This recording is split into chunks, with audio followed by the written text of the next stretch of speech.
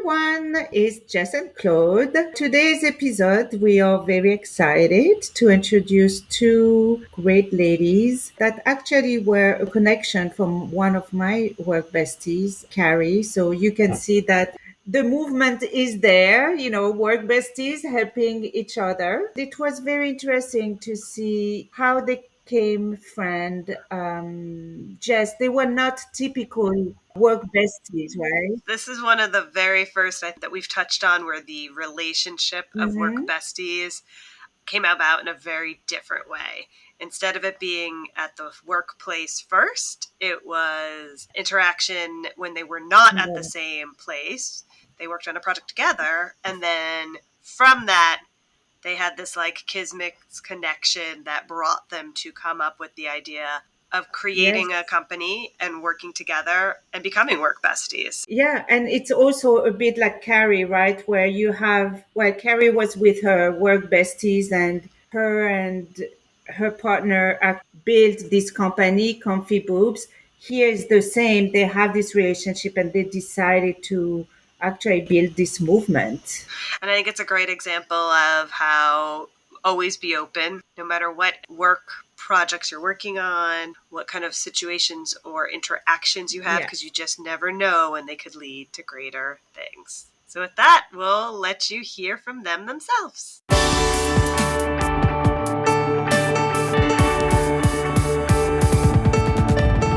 Work besties! I don't see it. Hello, everybody. Per usual, Claude is always starting with a little bit of a joke. Didn't see stuff. But we're really excited today because we have some individuals on with us that have started their own company. I want to call it actually a movement. It's a company, but it's a movement as well. And I'm not going to give it away because even the name has a meaning behind it. So I'm going to let the two of them introduce themselves. But Kristina, I'll let you kick it off. Oh, thank you so much. It's so nice to be here with you guys. I really listened to all of your podcasts, and I just laughed and cried, and I felt like I knew you before we met. So this is just a treat.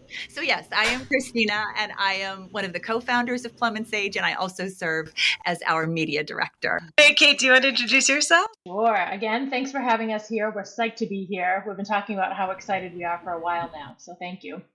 I am also a co-founder of Plum and Sage with Kristina. We have some other co-founders as well who aren't here today. We can chat about that. We love them. And I am by training and by profession, a dietitian. And so I do a lot of our health and wellness content. Okay. The name is Plum and Sage. I'm kind of the background. The origin story of the name. So maybe, I don't know if you want to kick off with that. Wonderful. Thank you for asking that question. Yeah, if you saw the Instagram video, you probably heard us talk about, we had come up with some other great names that just didn't test well. I was really gung-ho for the one called, did you see, there was a post that we did where I talked about shedding the shoulds, all of the things we should do. So I thought a great name for a business would be the She Shed, like the Shed Collective or Shed the Should.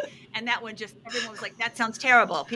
One of the girls was like, Shed the Should, that sounds like you're going to take me out back and, hit me or something. And then the Gorgeous Gray, I loved. But I loved that one. Yeah. I love that one. Then, what was the other one? Oh, the Crone Collective, which I, again, thought it was so wonderful, but it had all these negative connotations. And so we ran over it for months and months and months, and we finally settled on what, Mary-Kate? Plum and Sage. Yeah. And all of these names that you've just mentioned will have a little more context once you hear what Plum and Sage actually means. So how did you get that name then, Plum and Sage? Like, what are the meaning behind? It's not a juice company, and it's not an interior design company, which is what most people ask me about. That's what I hear people say, Plum and Sage. So plum is to represent the juiciness and the ripeness that we still have. The movement, the organization, the company that we're building is to elevate the visibility and support women over the age of 45, give or take. There's a little margin of error in there. Somebody who is outside of that like baby mummy phase, not fully into considering themselves senior citizen, right in that perimenopause, into menopause, really into menopause phase. And there isn't a lot out there to support us and make sure that our voices are really, really heard. So the plumness of our company is to represent that sweetness and the vitality and even if we're not fecund, we're very we're fruitful and we still have a lot to offer. And Mary-Kate, also, I love the way you said, it's also just a fun word to say. I remember when they were like plum, plum, Yeah. plum. P is a nice letter. Yeah. Plum. Yeah. So Kristina, you do the sage. Oh, okay, yeah. And then to counter that, the yin, the yang, the sage, because despite the brain fog and the memory lapses, we are a lot smarter than we were just a few years ago, and definitely a lot wiser than we were a few decades ago. So the fresh and the wise, the sweet and the savory, and we're silly and smart, we're all these contradictions. We are not just one thing. So Plum and Sage is our answer to the questions we all have about this unique stage in life. We recommend products and resources, but that's the name. That is great. It's so funny because sage, now it really, it's a double meaning, which I love, right? Sage as being wise and sage as, fresh, an herb. being fresh is like you're still vital. I love it. And there's still so much to learn. Because I think one of the things that I found so empowering about your message and your kind of core focus is, to your point, we are at a critical. I'm in that age range, but I am, and I'm in that age. I'm wise enough to know better. I am a plum. I'm wise enough to know better, but then at the same time, we're going through things in life that there isn't a lot of places to go to and hear about, or people aren't really talking about. Like the very first thing you hit on is perimenopause. Mm-hmm. There is not a lot out there. Not even a lot of doctors know about it. So that's so critical and such an important area of focus for women in that evolution of their life to really have another avenue or place to go to. Because there is kind of like this black hole of, where do you go? How do you find out about it? I think that's what I found so impressive. A lot of people have a lot of questions. I mean, we were just iterating on this and going, gosh, I wish this, I wish that, I wish someone had told me this. And you just hit on exactly where we were. Yeah. And I like also is that we are plum. We still have a lot to give. We are funny. We still have a lot to give and to learn as well. So, if you look at the media, for them, we are not even in the bracket anymore, right? We were just, I'm only laughing because Claude and I were just giggling about that, or we were like, we're trying to make a name for ourselves, and so are you guys, and you're doing a great job. And as we continue to move in our little sphere and make a name for ourselves, we're like, good for us for doing this, because people seem to think that our age doesn't care, and it's so not true. Like, we're probably the ones seeking the most for information and for like-minded individuals to kind of help navigate through some of that. So I think this is like such ripe, to use a great word, ripe time for this. Yeah, 100%. And we have many of us have, and everything is relative, we have financial resources a little bit more than we had when we were in our 20s and 30s. We can take care of ourselves a little bit better. We may not always have the time that we have. Right. We probably have even less time. But that's exactly why a resource like yours is so critical, because we don't have the time to research all these things, but we need a great advocate to help us cut through the weeds to get to one of our big things is to serve as a big sister. Oh, I love that. Yeah. So let me ask you, before we go into some other topics, because I did have some questions on some of the other things you guys focus on. I loved your questions, your FAQ section. But before I get to that, so you did say there's 4 of you. What was the ethos that got the 4 of you together? Like, what started this? What is all that? Tell us that story. We weren't working together and became besties. We met very randomly. Kristina, fill in the. I'll start it. You fill in the gaps. Like, sure. I'll hop in if I feel like something. Okay. Yeah. Okay. I live on the East Coast. I live in the Boston area. Kristina's in the Midwest. So we're not, and to this day, we still don't live in the same state or even same region of the country. I had a work project that took me to the Midwest, and Kristina was involved in that project. It was serendipity. There was there was a middle friend of ours who kind of hooked us up. But the first time I met Kristina was when she picked me up at the airport without having to.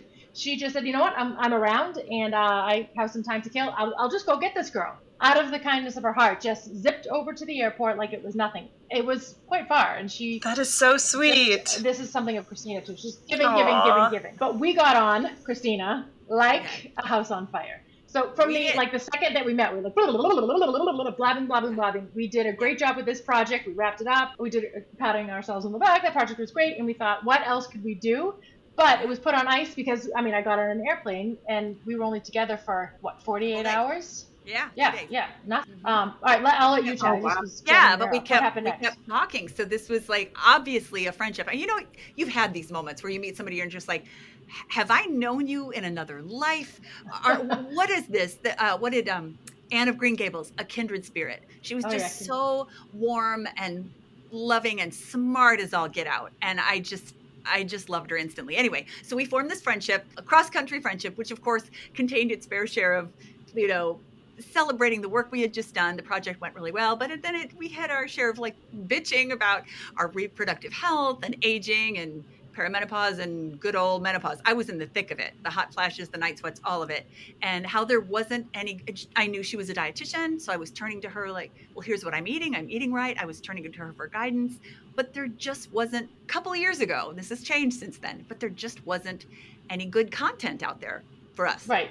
Like accessible, relatable, like silly, but also sure to be accurate and evidence-based and not hyperbolic and not salesy, not using buzzwords to sell a bottle of pills. Right. No, I totally agree with that, because I think even in today's time you have to be careful, right? Because there's so many articles out there that you're reading and you get tricked into thinking it's unbiased, and then all of a sudden you're like, wait, it's really pushing something.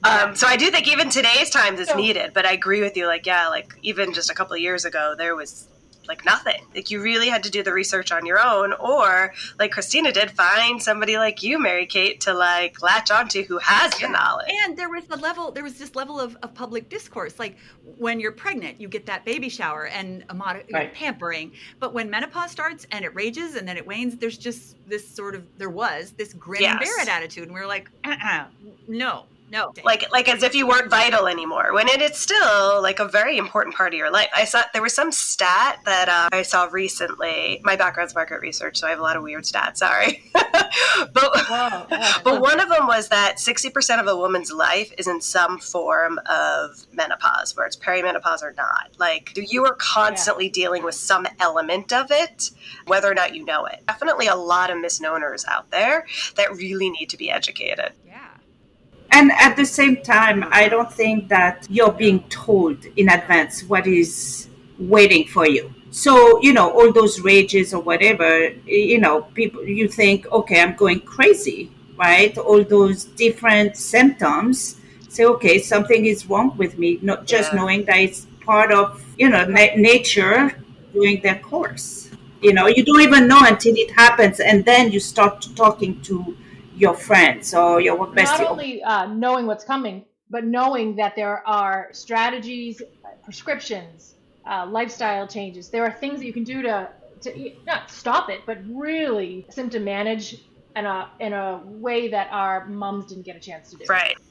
And then you were two, so we know how, you met and include really the other two. What's their backgrounds? And then you have the two more. All businesses start. So we saw this need. We were passionate about it, hours and hours of conversation. And then we brought in two more of our friends. So we have a psychologist, a clinical psychologist, Dr. Jill, and a writer, brilliant writer, creative. And here we are. We're four women with just vastly different life stories, and we're across almost 3 decades, but a really familiar midlife experiences. And we got together and we founded Plum and Sage. Oh, I love it.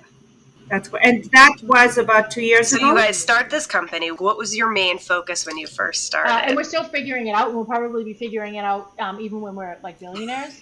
I just said that to Claude earlier today. She was like, do you think we're on the right track? I'm like, I don't know. Once we're billionaires, we'll figure that part. Yeah.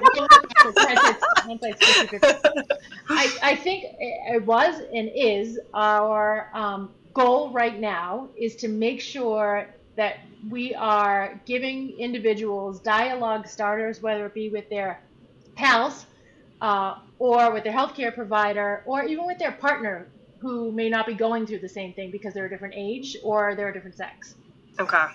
I love that. Right. Yeah. Dialogue starter and community, just to Yeah. break down some of those barriers and get rid of stigmas and say, here are the questions we had. Talk to your mom. I mean, there were so many things. This project prompted me to talk to my mom about things I never thought to ask. And she's also a dietitian. She's long retired, but still has this wealth of knowledge on a clinical level and telling me, this is what happened to me at this age. This is what happened to me. Oh, I could have told you that. That's exactly when that Oh, happened to me. wow. And I would never have Yeah. asked. I mean, it sounds so simple, but you're right. It's just like, of course your mom would know. Yeah. But it's something, Right, but it's one of right. those topics that you don't necessarily think to, like, you go to your parent. Because you Yeah. don't Yeah. know. You know, this is the Until it funny one happens, you don't know. in Right. the pop, we're hoping to shift it so that it is as commonplace as talking about all the, when you get pregnant. Oh, when I was pregnant, this was my Mhm. this. And you hear everybody's birth story and everybody's labor story. I got pregnant on my honeymoon. I went off the pill right before I got married. And then I was just completely in shock because Oprah had said it would take, 9 months to a year. But I was pregnant a month after my honeymoon, and I was crying to my mom. I love that your, like, guidepost was I Oprah, know. by the way. My favorite scientific journal, Dr. Oprah Oprah. magazine. But she said, give it a year. And then I went to my mom. I was crying. Of course, I wanted to have a baby. I was so excited, but I didn't even have a chance to get to know my husband. And all of a sudden, this happened. And my mom said, when I called her, she said, I could have told you for women in our family, it's easier than falling off a turnip truck. Like, but I didn't even ask. I didn't ask. And now I know. And almost every one of those milestones, we had our period the same time, our pregnancies were the same, our miscarriages, our everything has been pretty parallel. Yeah. Wow. So That's super interesting. yeah. And you know what's really cool? Yeah. We've just been looking back at our moms, but we can also, should we have them look at our daughters, our nieces, the younger women in our Yeah. lives, and not be where the information stops. Right. Right. We're Keep the it going. bucket. We are filling our bucket, and now we can spill it over to the kids under us. Okay, I want to correct my fact. It was 40% of your life. Okay, I found it. It's 40% of your life, you will be in some form of menopause. And then this is even more interesting. 85% of women navigating menopause will experience some sort of significant symptom that they're not even aware is related to their menopause. So, like, Right. to your point, having these conversations and just making it feel like it's an okay conversation to have is so critical, because there's a lot of women who aren't even thinking to ask. Like, recently, I remember one of my friends came to me and she was like, my right hip has been killing me. And I was like, oh, have you been running more often? She's like, I've been exercised in like 20 years. So I was like, not to be like rude, but have you gone to the doctor? Are you going through and it turns out it was literally related to her perimenopause. So it's some things you just don't even think would have any correlation or connection. And I'm so glad that you said that. So my former boss,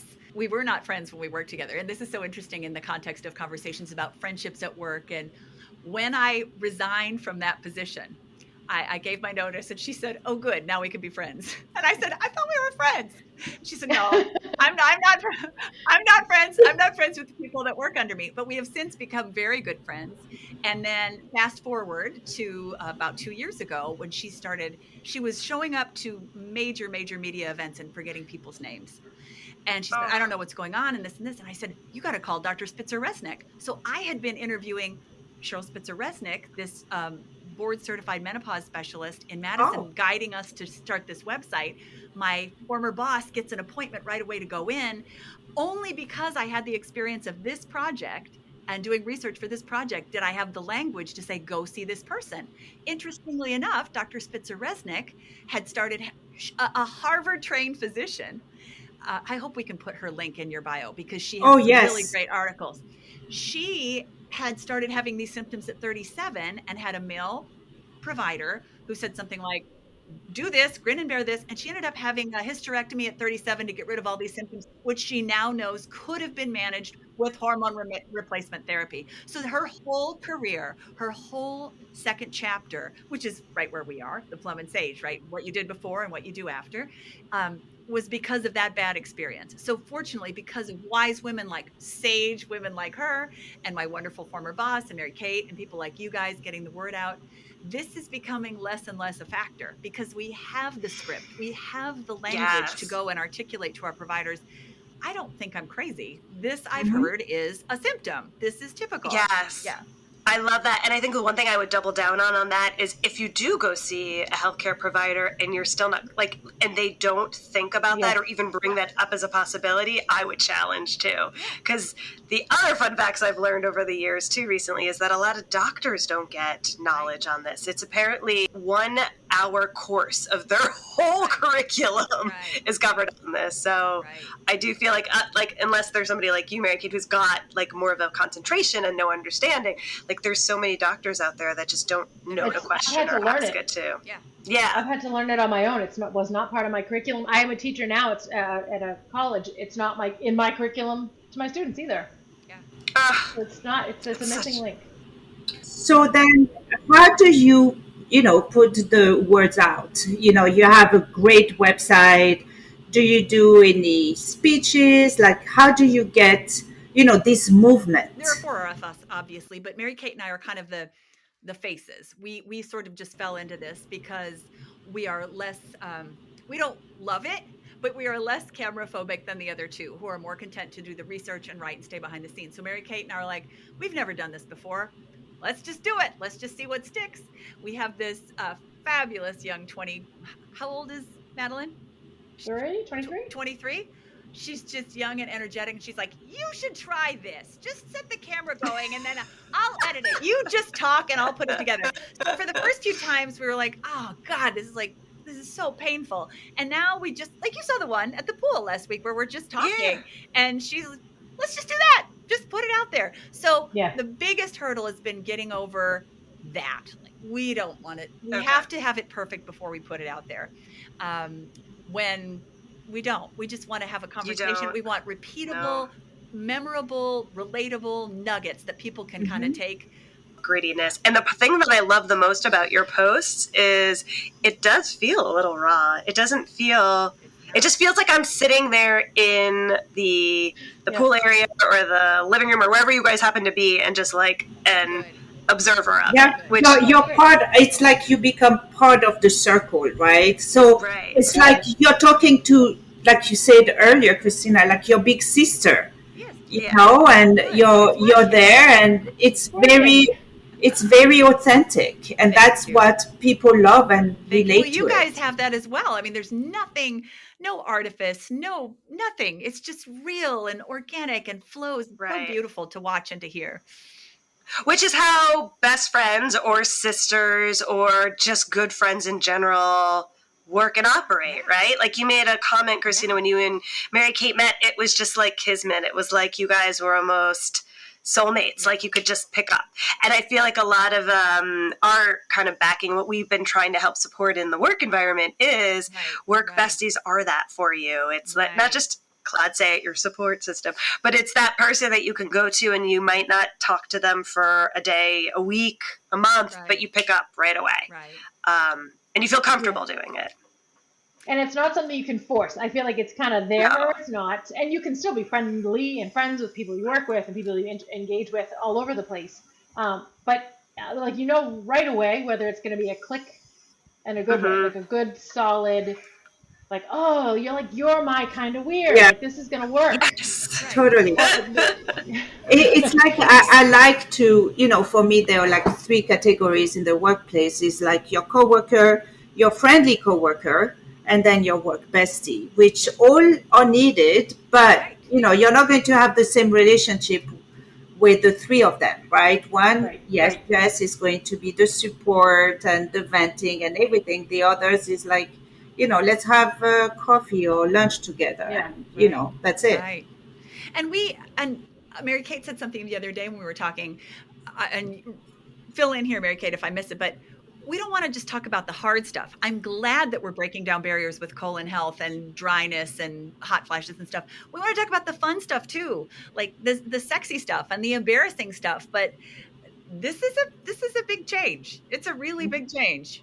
Yeah. Yeah. Oh, and to add to that, it's not just, we're talking a lot about the physical changes and some of the emotional, foggy, kind of forgetfully changes, but then there are also the changes um, that don't maybe happen in the workplace. They affect you, but like when you're taking care of your parents or you're taking care of your in-laws, plus you still have to get your kids, if you have children at home or have reproduced, you have other people to always take care of. So this goes well beyond even just our physical mind and body.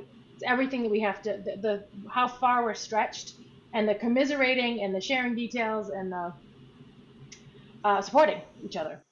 And I think also that's the perfect time when we are like, in our career, we are kind of doing what we are doing, but it's time where you say, well, now it's my turn. Yeah. It's my turn to do, like, exactly, it's my turn to take care of myself, to do what I want. Like, you did this great website, this great movement. Jess and I are doing this podcast because this is something that now it's our turn to do our thing. I recently learned a term called NATO-centric. Have you heard this term? No. There's a lot of content on social media like me and my kids, kids. But there's this movement of women in this age group saying it's not necessarily, okay, our kids are big, we can go live now. It's, I have been vibrant all along. There are just not resources for me. Mm-hmm. So we're kind of tapping into not just our childbearing years and after, or taking care of kids and taking care of parents after. The before and the after, this transition affects all our spheres. Perfect hopping off point, Mary-Kate, for you to start talking about our 4 spheres, maybe. You want to? 4 areas that we kind of wanted to address. So one of them is a sphere called, or spheres like our content area, is growth and inspiration, which is exactly that, Claude. Like, we were trying to figure out how to broadcast that this is the time to pick up a hobby, or not even pick it up, try it. Like, you don't have to be good at it. Just try it and then let it go if it's not gonna, if it's more of a pain in the neck than fun. And try things that are just like you always thought were kind of like a little weird, but now you're older and now you can try it. You don't care. Mm-hmm. Yeah, it's that you have that kind of that space and sometimes a little bit more time, to thrive and do that stuff. Right. There are other ways that we can grow that are besides like that classic. Maybe it's the time that you want to leave or get back into spirituality or a religion. Mm-hmm. Or maybe you need to figure out how to get out of your own way because you're the, like, am I the reason I have all of these empty nights ahead of me? So that's one of our major areas where we there are a whole bunch of articles and we address a lot of stuff about that, and that's why it's awesome to have a psychologist as one of our co-founders. Yeah. And to go back to what you were saying before, the love and connection piece is one of Dr. Jill's key phrases that I've always hung on to is, we are the kinship keepers. We are the relationship builders and maintainers for our families. When I was just on a walk with my sister yesterday. My brother-in-law is this lovely, kind, warm, dedicated dad. He doesn't put any effort into any friendships. Why? Because she maintains all the friendships. She writes the Christmas cards. She keeps that nest. Another friend of mine in book clubs, like, my husband doesn't have any friends, and I need to help him learn to make friends. So Love and Connections is just packed with content to help us celebrate the connections that we do have, recognize when we're maybe taking too much on in that department. It's not self-help. Well, it's all self-help, I guess. It's just recognizing that the relationships are the things that are going to shepherd us gracefully into the next chapter, because it's not just it's not just supplements and hormone replacement. No. Right. Exactly. I think that it's even more important that friendship. Yeah. It becomes even so much more than when you are young, like when even you're younger. Yes, you always have best friend and everything, but I think that friendship with your besties, with your best friends, with your work best friend becomes even more important. than Well, I think it kind of goes back to Claude. We talk about, and you do agree on this part. Even in the work environment, you can be friends with people of all ages, Yes. all walks of oh life, yes. all different experiences. I'm going to say, when you're talking about friendships across generations, two of my closest friends, one is in her 60s, one is in her 70s, and I've met them through work. Like, they're mentors for me professionally.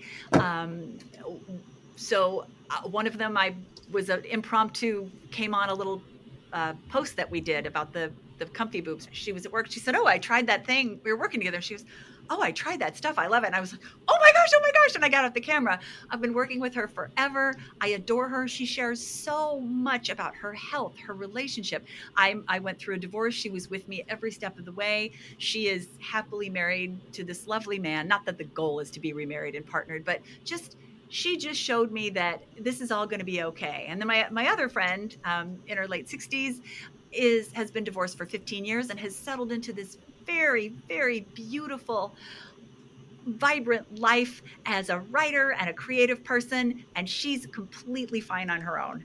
And there's another person showing me a way to live. So I get these amazing women that come into my circle because of my job. If I didn't have this job where I was going out and working with clients in all these studios, I can see how very lonely this stage in life would be. Mm-hmm. Yeah. But thank goodness it's not. And we hope to create a community. We hope to create a space one day, someday, where our network is such that you can go on and find someone in Pocatello who's interested in basket weaving and wants to talk about hot flashes. Like, we don't know how this is going to go, but that's the idea, is that you can have a community in the general, and then a connection in the specific. That's one way That this can go. that is so Oh, beautiful. that should be your tagline. I I love know. that. I'm writing it down. I'm writing it down. Sorry. No, that is Triple R. yeah, no, that is so beautiful because That is. there is a need for it. Women supporting women and helping each other and supporting is just beautiful, and we all need that. And to your point, Christina, you don't know how and when people can help you or will be helping you. Sometimes you just become friends because of work or life or whatever. And as you go through and navigate what's happening in your world, the more you're willing to share and bring these types of topics up, the more you're going to get back. Right. And I think that's really what, at the end of the day, your main focus is. Whatever you give in, you're going to get back tenfold. For sure. Yes, For sure. yes. I know people think that they're a burden to somebody to ask for help or to ask for guidance or to ask for advice, but it feels so good to give that advice when you're asked. Oh yeah. That the reward is actually the doing. It feels good. And we've got to get back. We've got two more spheres. And Okay, yeah, I was going to say, we've only had two, so what are the other two? Okay, one of them, I mean, is like it's we've talked about it a lot. It's our mind body sphere. So a lot of stuff about what we've already talked about with perimenopause and the physical and the mental stuff that goes with that. I don't mean to brush over, but we've spent a lot of time chatting about that already. And then our last sphere is our comfort and security sphere. So this is the stuff where it's time to, like, kind of when you need to turn inward. And this is where we share some of our favorite products and some of our favorite cozy things. That's the comfort part of things, and some of our favorite, like, nibbles and stuff like that. And the security is, we hope to blow this out, but sources for best financial decisions when you are not working anymore, or when you're winding down that work side of your work part of your life where there's consistent money coming in. How do you make sure that you still have that security for a long time? So that's our fourth sphere: comfort and security. So it's really touching the whole part of your life. Exactly. And Mary-Kate just talking about that solid financial foundation for this next chapter. That even ties back into the comfort and into the love and connection sphere, because, well, here's just an example. This is really funny.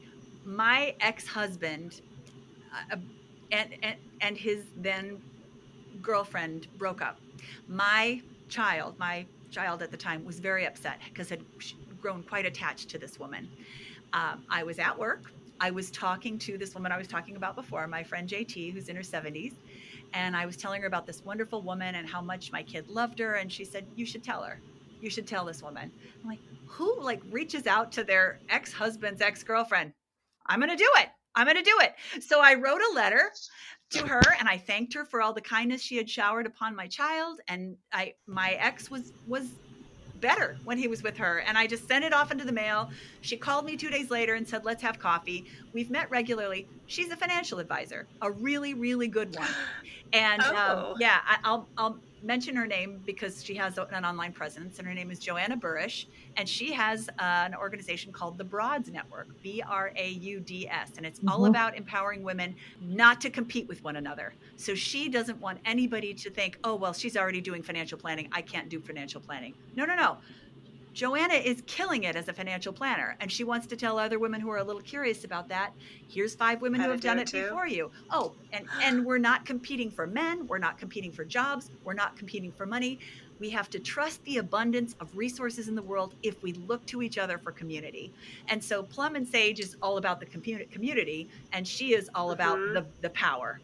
Yeah. And it's just a really neat way that Yeah, that's that soon. intersection happened, and I'm going to turn to her more when we can sort of flesh out that we're getting there, but she's amazing. That's I mean, Kristina, that's another example of how putting things out there Yeah. comes back tenfold. Like Yeah. you had no expectation. Nope. You just did it because you Nope. were like, if I was role reversed, I want the same. Yep. I want to know because Yep. I'm sure in addition to you now having Yeah. this connection and coffee, Yeah. she probably was so appreciative because I'm sure your kids It was probably funny. meant something to her too. Yeah. It was really fun to meet her, and I mean, we're still in touch, and I just adore her. She's wonderful. Like, what's the next step for you guys? Where do you see yourselves? I don't know, 6 months, 12 months. What success look like for you guys? Which I know, to your point, is going to evolve, but what are you focused on right now?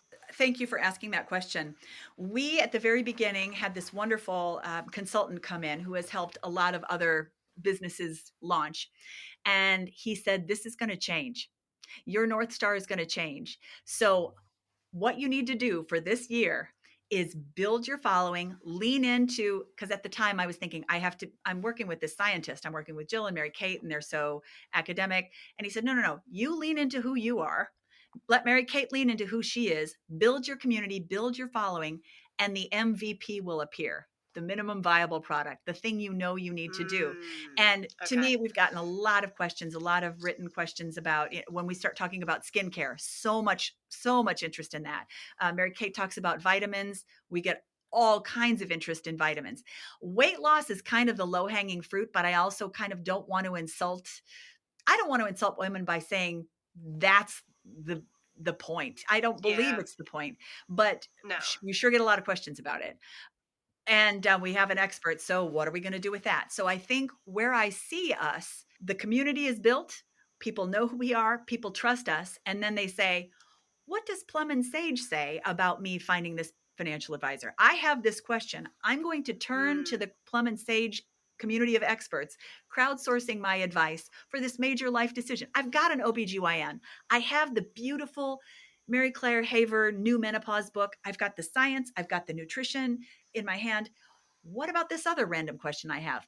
By that time, Plum and Sage will be a trusted community where people can turn for all kinds of questions. So that is my vision. Mary-Kate, you want to hop in with yours? I think that's exactly right. I think that's the end goal. It could happen in 6 months, and it could happen in 6 years. I think we're working harder to make it on the faster end of things, while being realistic with what we have to work with. We also we've been talking a lot about rah-rah and helping women, and I don't mean to put that down, but we are also interested in making money somehow. And women don't talk about that. We want to make money. Mm-hmm. So we have to figure out how to do that. Mm-hmm, mm-hmm. Right. What is it a subscription model? Is it a referral model? Yeah. We don't know. Scared to say that. That's just another thing that comes with being more Sage is, we want to make money. So not exploiting, not doing anything unethical, but why it's out there for the taking. We are smart. We have something to say. Oh, we want a piece of it. Following up on the building a following thing, right when we put it out, we opened we set up the Instagram page this January. It was when it went live. And all these people came forward and said, we can help you grow your following here. And I was approached. I'm the media director, my email, my contacts out there. So I was getting phone calls. We can do this. And giving me all these examples of companies who had an Instagram account, a website, and then in 6 months, they had 200,000 followers. Yeah. And they do. Are they 200,000 engaged followers? Are they Are they 200,000 women ages 45 to 55 who are in the thick of Yeah. this life transition? No. Mm-hmm. So we are not doing the scattershot, collect. We're going to use this template and get this hook and get all these followers. Yeah. It's mindful, slow. Oh, look, that post that Mary-Kate did about the calcium supplement with just a little bit of animation got a little bit more traction. Let's try more like that. That other post Mary-Kate did with her mom, intergenerational wisdom, got more traction. We need more intergenerational wisdom, not for numbers, but for engagement and authentic communication. Yeah. That's what we're doing. Yeah. And again, it goes back to being authentic and really go Right. with what and staying true to yourself. Yeah. Exactly. Yeah. We feel you on that one. Yeah. 100%. You want quality over quantity. Yeah. And you got to just stay the course. We actually launched our site in January too, so we should have a joint birthday. Yeah. I love your stuff. There you Oh, go. yes. You're welcome anytime. Wonderful. Yes, totally. You guys have any parting words that you want to share with the audience? Either maybe about working with people that are like work besties or besties that become work buddies, and how future generations maybe can, kind of similar to you guys, think about how something with a bestie could turn into something more. If I just think back a few years to when I was in the throes of a full-time job working for an organization, I had a boss, I had to clock in. It never would have occurred to me that this kind of work is possible, where you can trust your intuition, work hard, clock in, earn enough money to pay your expenses, but don't let the creative spirit die. Don't sell out that idea you had about that thing you wanted to do because you have to get this salary or that salary.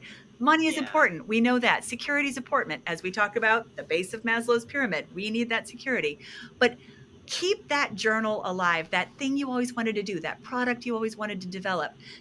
The comfy boobs lady, they made this formula in their kitchen, and it's so wonderful.